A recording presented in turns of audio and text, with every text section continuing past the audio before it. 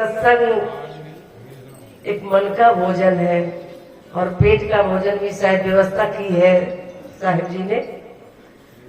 तो पहले अंतरात्मा का भोजन करते हैं बाद में, क्योंकि वो भोजन करते हुए तो हमेशा समय चला ही गया पूरा। तो बड़े प्रेम से कुछ वाणी को सुनेंगे जो मेरे अपने जीवन का अनुभव है। और यहाँ ये कबीर मंच लगा हुआ है, सदगुरु श्यामल साहब जी की प्रेरणा से आज आप सभी संत श्री सुरेश दास जी के अनुरोध पर यहाँ उपस्थित हुए हैं, जिसमें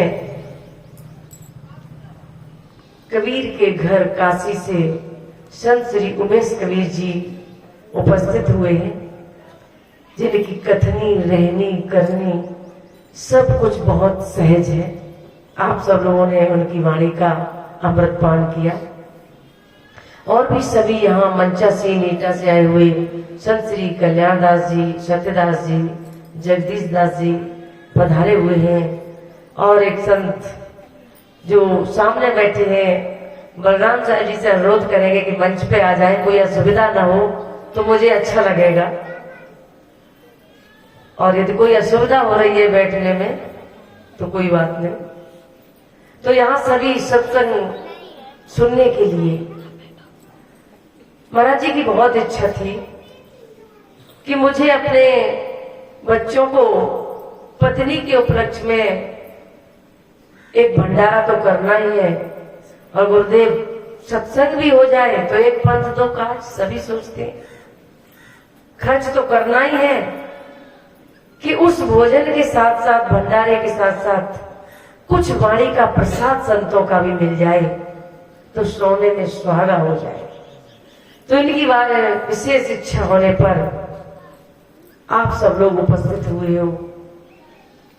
और अभी काफी देर से वो सत्संग की चर्चा सुन रहे थे। अभी एक सज्जन जी कुछ बोल रहे थे, उन्होंने दो चार बातें बहुत अच्छी कही जिनको हमने सुना। उन्होंने कहा कि सत्संग वास्तविक देखा जाए तो सत्संग नौजवानों का है।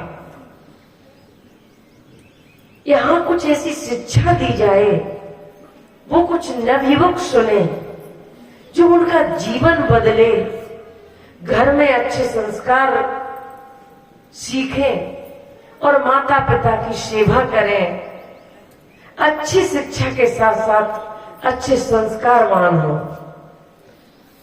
लेकिन नई उम्र के नौजवान इस कार्य को करने में बड़ा असमर्थ है। उन्हें ऐसा लगता है, वो कह भी देते हैं कि सत्संग तो बड़े बुजुर्गों का है, मेरे लिए तो पूरा जीवन पड़ा है सत्संग सुनने के लिए। और वो चाहे मोबाइल देखेंगे, ताश खेलेंगे, बाइक लेके चौराहे पे निकल जाएंगे, मतलब सत्संग में नहीं बैठ सकते। और आप बुजुर्ग जन सत्संग सुन के कुछ चीजें सीख भी लेते हैं तो उनका बहुत ज्यादा उपयोग नहीं कर पाते संस्कारों का।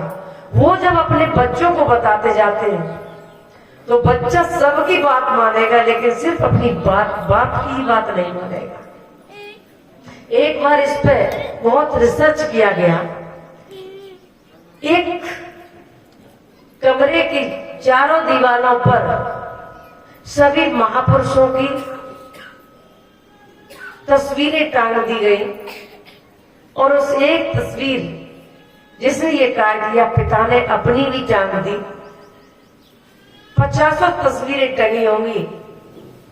और बच्चे के पूछा कि इन तस्वीरों में से तुम कैसे बनना चाहते हो? तो उसने सब तस्वीरों की तरफ इशारा किया, इन जैसा ऐसा बनना चाहते हैं, इन जैसा। मतलब अपने बाप की तस्वीर की तरफ एक बार भी नहीं देखा। उन्होंने ये कहा कि मैं अपने बाप की तरह बनना चाहते हैं। तो ये सत्य है कि पिता जब अपने पुत्र को कोई शिक्षा संस्कार देता है तो वो बहुत कम मानता है। जब बड़ा हो जाता है या उसे बचपन से ऐसे संस्कार दिए गए हो तो मान भी ले कुछ। तो सत्संग एक ऐसा माध्यम है। उन पिताओं से हम कहते हैं कि यदि कहीं सत्संग होता हो तो जरूर बच्चे से कहें कि बेटा तेरी हर जरूरत हम पूरी करते हैं, तू चल 1 घंटे के लिए सत्संग में बैठ जा। शायद वो यहाँ खुद सुन के जाएगा तो घर पर जाकर 4 बार आप पानी मांगोगे मना कर देगा, 1 बार फिर भी सोचेगा कि महाराज जी ने कहा था कि माँ बाप की सेवा करना, तो वो करेगा। चलो ठीक, कोई बात नहीं, आप लोग आए हो तो चर्चा हम वर्तमान की करें, हो गई उसे विचार। तो जिस उम्र के नहीं है उनके लिए चर्चा अलग बात है। कबीर साहब ने कहा है बहुत अच्छी बात कि हे बड़े बुजुर्ग बंधुओं, आपका सारा जीवन निकल गया। किस में निकला? कहते नहीं कि हर चमकने वाली चीज सोना नहीं होती है। आप जिस चमक के पीछे भाग रहे हो जरूरी नहीं है कि वो चीज आपको सुख दे। जैसे एक सोने का हार एक चीज